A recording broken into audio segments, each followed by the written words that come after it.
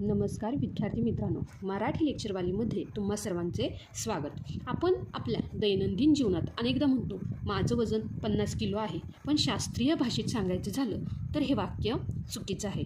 हो, तुम्ही बरोबर ऐकलं.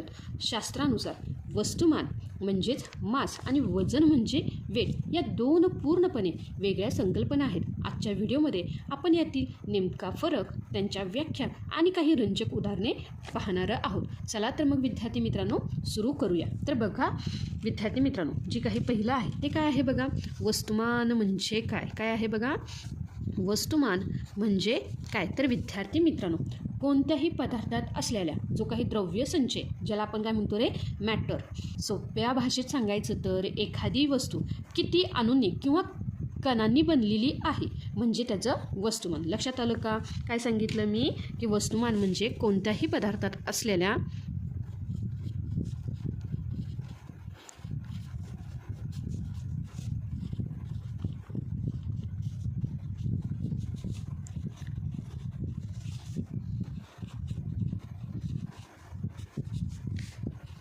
द्रव्य संचयाला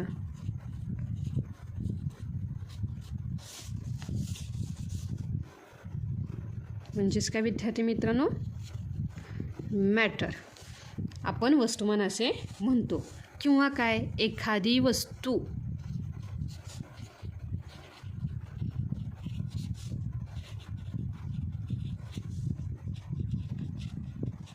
किती कणांनी बनलेली आहे, किती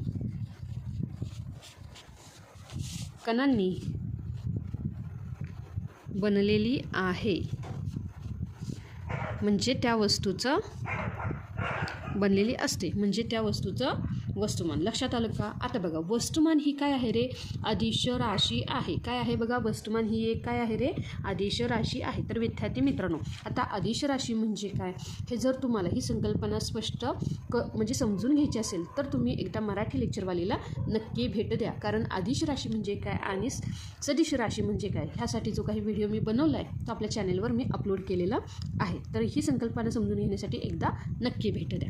तर बघा, जी काही वस्तुमान आहे ही काय आहे रे, अदिश राशी आहे. काय आहे बघा, अदिश राशी म्हणजेच काय, स्केलार. काय आहे बघा, स्केलार. त्यासोबत आता हे जे काही एकक आहे ते काय आहे रे, की हे जे एकक आहे ग्रॅम. काय आहे बघा, ग्रॅम किंवा किलोग्रॅम. ग्रॅम म्हणजे काय, जी, किंवा काय, किलोग्रॅम किंवा किलो ग्रॅम, ज्याला आपण काय म्हणतो केजी हे आहे. तर बघा विद्यार्थी मित्रांनो, तुम्ही जगाच्या पाठीवर कुठेही गेलात तरी तुमचं वस्तुमान कधीच बदलत नाही. मग तुम्ही पृथ्वीवर असाल किंवा चंद्रावर, तुमच्या शरीरातील जो काही द्रव्य संचय आहे तेवढाच राहतो. लक्षात आलं का? आता वळूया आपण वजन म्हणजे काय. बघा, जे काही आहे ते काय आहे बघा, पुढील वजन म्हणजे काय. तर बघा, वजन म्हणजे दुसरं तिसरं काही नसून एक बल आहे. काय सांगितलं बघा विद्यार्थी मित्रांनो, दुसरं तिसरं काही नसून काय आहे रे, एक बल आहे. बल म्हणजेच काय, फोर्स. बल म्हणजेच काय विद्यार्थी मित्रांनो, फोर्स आहे. आता तुम्ही म्हणाल फोर्स कसं आहे बघा, की ज्या गुरुत्वीय बलाने पृथ्वी आपल्याला काय करते रे, म्हणजे एखाद्या वस्तूला आपल्या केंद्राच्या दिशेने खेचते, त्या बलाला, त्या वस्तूचे काय म्हणतात रे, वजन असे म्हणतात. काय सांगितलं बघा, ज्या गुरुत्वीय बलाने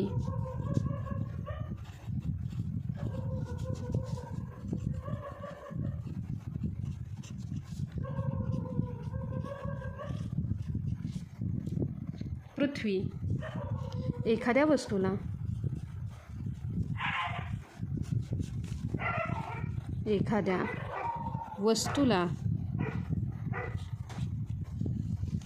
आपल्या केंद्राच्या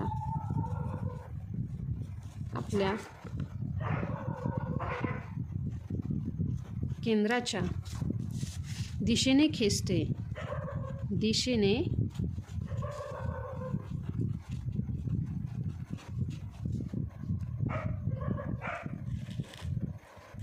खेचते, त्या बलाला काय म्हणतात रे, त्या वस्तूचे वजन असे म्हणतात. त्या बलाला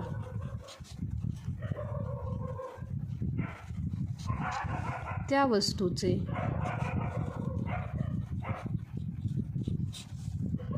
वजन असे म्हणतात. लक्षात आलं का?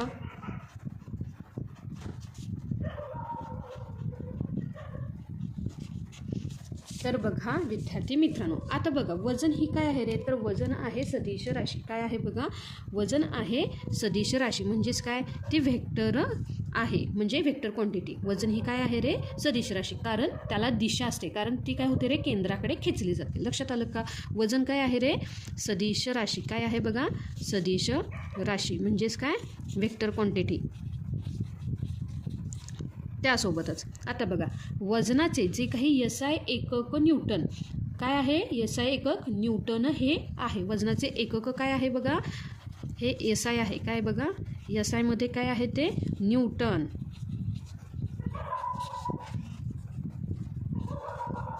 न्यूटन आणि त्याची संज्ञा काय आहे, कॅपिटल N. पण जे काही व्यावहारिक भाषा आहे त्यामध्ये आपण काय म्हणतो रे, किलो म्हणतो. पण विज्ञानात काय असतं, वजनाचे एकक हे न्यूटन असतं. तर बघा विद्यार्थी मित्रांनो, आता आपण एक सर्वात महत्त्वाचा मुद्दा पाहूया की पृथ्वीवर वजन हे जास्त भरतं आणि चंद्रावर वजन हे कमी का भरतं. तर बघा विद्यार्थी मित्रांनो, पृथ्वीचं गुरुत्वाकर्षण कसं आहे रे, जास्त आहे, म्हणून तिथे तुमचं वजन जास्त भरतं. पण चंद्राचं गुरुत्वाकर्षण पृथ्वीच्या तुलनेत 1/6 पट आहे. समजा पृथ्वीवर तुमचं वजन 60 न्यूटन असेल तर चंद्रावर गेल्यावर ते फक्त 10 न्यूटनच भरेल. पण तुमचं जे काही वस्तुमान आहे हे मात्र दोन्ही ठिकाणी सारखंच असेल. लक्षात आलं का? तर बघा विद्यार्थी मित्रांनो, एक लोखंडी गोळा याची तुम्ही कल्पना करा. त्या गोळ्यामध्ये किती लोखंड भरले हे त्याचं काय झालं रे, वस्तुमान. आणि तो जो काही गोळा आहे ह्या गोळ्याला पृथ्वी किती जोरात खाली ओढते हे त्याचं झालं काय, वजन. पण जर आपण तो गोळा अंतराळात नेला जिथे गुरुत्वाकर्षण नाही तर त्या गोळ्याचं वजन काय होईल माहिती आहे का, 0. पण तो गोळा गायब होईल का, तर नाही, तो गोळा तसाच राहील. म्हणजेच त्याचं वस्तुमान काय होईल रे, कायम राहील. तर विद्यार्थी मित्रांनो, आज आपण शिकलो की वस्तुमान ही वस्तूची आंतरिक मालमत्ता आहे, तर वजन हे त्या वस्तूवर असलेल्या गुरुत्वाकर्षणाचा परिणाम आहे. हा व्हिडिओ तुम्हाला कसा वाटला कमेंट्समध्ये नक्की सांगा. जर तुम्हाला ही माहिती आवडली असेल तर व्हिडिओला लाईक करा, तुमच्या मित्रमैत्रिणींसोबत शेअर करा आणि आपल्या मराठी लेक्चरवाली चॅनलला सबस्क्राईब करायला विसरू नका. पुढच्या व्हिडिओत आपण अशाच एका रंजक विषयावर बोलूया. तोपर्यंत शिकत राहा आणि हसत राहा. धन्यवाद.